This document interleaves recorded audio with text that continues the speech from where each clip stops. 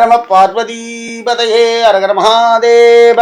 ஜெய் ஜானகி காந்த ஸ்மரணம். ஜெய் ஜெய் ராம ராமா. அன்பார்ந்த பக்தி ஒளி நேயர்களுக்கு சுவாமிநாத அனந்த கோடி நமஸ்காரம். அன்புள்ள கன்னியாராசி நேயர்களே, அன்புக்குடையவர்களே, உங்க ராசிக்கு 12 ராசி இருக்கு இல்லையா? உங்களை சேர்த்துதான் 12. யாரு நமக்கு ராசி, யார் நமக்கு பகை, யார் நமக்கு நட்பு? இதனுடைய மகா பலன் என்ன சார்? எனக்கு பகையாளியே எங்க வீட்டில் இருக்க ராசி, அதுக்கு என்ன பண்றது? ரெண்டுத்தையும் இப்ப சொல்ல போறோம். இந்த கன்னியா ராசினியர்களுக்கு முதல் அதிபதி யாருன்னா புத பகவான் தான். இந்த கன்னியா ராசினியர்களுக்கு மகர ராசியில் இருக்கக்கூடிய சனி பகவான் நட்புக்காரகன். அடுத்ததாக ரிஷபராசியில் இருக்கக்கூடிய சுக்கிர பகவான் நட்புக்காரகன். ஆனால் புதன் வீட்டுக்கு கன்னியா வீட்டுக்கு வந்தோன்னா நீச்சிமா போயிடுவான் இந்த பையன் சுக்கிரன். சக்தியை வாங்கிடுவான் புத பகவான். அடுத்ததாக கன்னியா ராசினியர்களுக்கு கன்னியா ராசிய அதிர்ஷ்டசாலி. அடுத்ததாக கன்னியா ராசிக்கு கடகராசிக்காரர்கள் நட்புக்காரர்கள். கன்னியா ராசிக்கு விருச்சிக ராசிக்காரன் நட்புக்காரன். இது எப்படின்னா, அந்த கன்னியா ராசியில் இருக்கக்கூடியவர்களுக்கு அவங்களுக்குள்ளேயே வச்சு அவங்களுக்குள்ளேயே அடிச்சிருவாங்க எல்லாரையும். அவனை நீ ஒரு ஒன்னும் தெரியாதவன் அப்பாவி பாவம் அப்படின்னு சொன்னா தயவு செய்து நம்பிடாதீர்கள். கன்னியா ராசிக்காரன் 2 முகமும் 2 குணமும் கொண்டவன். உன்கிட்ட வேலை வாங்கணும்னா உன்னை போல ஒருவன் இல்லை என்று சொல்லி விடுவான். உன்கிட்ட வேலை முந்தி போச்சுன்னா ஐயக்கப்பன்னு சொல்லி வெளில தள்ளி விட்டுவான். சரி, இவர்களுக்கு நட்புக்காரர்கள் யார் யார் அப்படின்னு பார்த்தேன்னா, கன்னியா ராசிக்கு மகர ராசிக்காரன் சனி பகவான் முதல்ல நட்பு. முதல்ல இவங்களுக்கு கருப்பா இருக்கிறவங்க நிறைய ஃப்ரெண்டா இருப்பாங்க, நிறம் பார்த்தேன்னா. அடுத்ததாக இவங்க கன்னியா ராசியில் இருக்கக்கூடியவங்களுக்கு மனைவியே மாநிறமா தான் இருப்பாங்க. அடுத்ததாக ரிஷபராசி சுக்கிர பகவான் புத பகவானுக்கு நட்புக்காரன். அந்த புத பகவான், இந்த புத பகவானுடைய சாமர்த்தியம் என்ன தெரியுமா? எந்த கிரகம் அவனுக்கு நட்பா இருக்கிறதோ அவனுடைய சக்தியை பாதி வாங்கின்றுவான். சமதத்துவக்காரகன். புதனுக்கு சாதுரியம் என்று பெயர். கன்னியா ராசிக்காரன் சாதுரியமானவன். காரியத்தை செயல்படுத்துவதற்கு என்ன வேணா செய்வான். ஆனா பார்க்கறதுக்கு தர்மசீலன் மாதிரி இருப்பான். அடுத்ததாக இந்த கன்னியா ராசினியர்களுக்கு கன்னியா ராசியே நட்புக்காரன். புதனே புதனுக்கு அதிபதி. உச்சம் பெற்று உட்கார்ந்துருவான். அவன் ஆட்சி பெற்றும் உட்கார்ந்துருவான். அடுத்ததாக கடகராசி கன்னியா ராசிக்கு நட்புக்காரன்.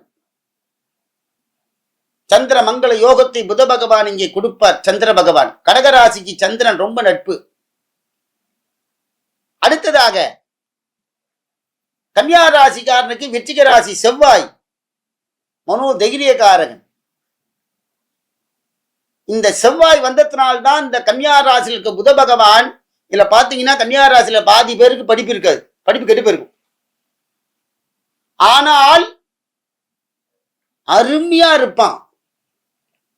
விருச்சிகம் அப்படியே மனசுக்குள்ளேயே ஒரு பிளான் பண்ணுவான். அவன் போற ஸ்கெட்சி அவன் யாருக்குமே தெரியாது, தட்டிடுவான்.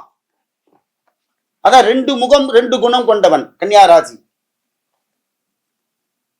அடுத்ததாக இந்த கன்னியா ராசிக்கு பகை ராசிகள் யார்? மேஷம் செவ்வாய். ஆனா செவ்வாய் விருச்சிகமாக கொஞ்சம் நட்பா இருக்கார். அடுத்ததாக தனுஷு குரு பகவான். அடுத்ததாக கும்பராசி. இந்த கும்பம் இந்த மகர நட்பா இருக்கு, சனி பகவானே நட்பா இருக்கார். ஆனால் இப்ப டைரக்ட் பகை யார் புதனுக்கு அப்படின்னு பார்த்தேன்னா தனுர் ராசி. தனுத்துக்குடையவன் குரு பகவான். இங்க என்ன பண்ணணும் சார்? எங்காத்து மாமி தனுர் ராசி சார், என் பையன் தனுசு, என் மாமனார் தனுசு, ரொம்ப பாடாப்படுத்துறாங்க. ஒண்ணுமே கிடையாது. இந்த கன்னியா ராசிக்காரர்களுக்கு ஒரே ஒரு மருந்து இருக்கு. அதை சொன்னேன்னா புத பகவான் அடங்கி ஒடுங்கி உங்களுடன் பகை கிரகங்கள் நட்பாக மாறிவிடும். ஓம் நமோ நாராயணாய, ஓம் நமோ நாராயணாய, ஓம் நமோ நாராயணாய, நாராயணாய.